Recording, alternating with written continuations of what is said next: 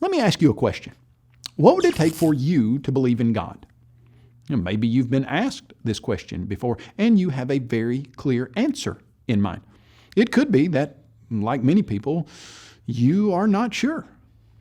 What would you need to see in order to believe in God? Would you need to see a picture of God? Would you need to hear God talking to you? Would it be enough to show that the Bible really does contain predictive prophecy that proves some sort of spiritual being helped the writers? I don't know where you are with this, but let me propose that we take a scientific approach to our study of God. Now, what do I mean when I say a scientific approach to the study of God? After all, you've probably heard that the idea of God can't be tested or verified using science. It is true that some modern definitions of science would make it impossible to test God scientifically. For instance, one statement written by a pair of scientists says, "To be scientific in our era is to search for solely natural explanations." The idea is that if a person comes to any conclusion that includes something supernatural, such as God or a soul, then the process just can't be called scientific, because science deals only with the natural or material world. The problem with this definition is twofold. First, it limits the discipline of science unnecessarily. And second, it's not how science has been done for the past several hundred years. Scientists such as Louis Pasteur, Isaac Newton, James Clerk Maxwell, they were all believers in God as well as distinguished scientists. Their concept of science was slightly but profoundly different from the one we just heard. They believed science to be the search for accurate and credible explanations. They didn't limit their thinking to solely natural explanations, when and if a better explanation might be available. Imagine how using a limited definition could get a scientist in trouble. Suppose we find an apple in a person's backyard. The apple has a large chunk removed from the side, and a forensic scientist is commissioned to explain what caused the missing piece of the apple.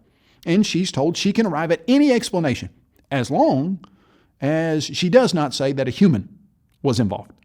As she inspects the apple, she sees a distinct tooth pattern. She examines the dental records of the owner, and the owner's dental patterns match the bite out of the apple perfect. The owner of the yard where she found the apple. She then takes a sample of a trace liquid from the apple, and it proves to be saliva. The DNA in the saliva matches the DNA on file for the owner of the yard. You understand her problem. She seems to have a very good explanation, but it involves a human, which was the limiting factor to her work. And so she then rejects that explanation and begins to search for non-human explanations. She compares the marks to rocks or sticks near the apple. She looks for prints left by animals that may have bitten or removed the chunk. She looks for other saliva remains that might have been an animal with animal DNA. And she considers possibilities about how the DNA sample she has that seems to be human could have been contaminated. Well, none of the non-human explanations have the explanatory power of the idea that the person who owns the house took a bite out of the apple. But the non-human clause in her work forces her to accept an inferior explanation. Of course, all illustrations break down at some point, and they're not perfect, but we can see that approaching the study of the universe with the limited definition that science deals only with natural explanations, that could cause us to miss out on other very good explanations that truly account for the things we see in our world.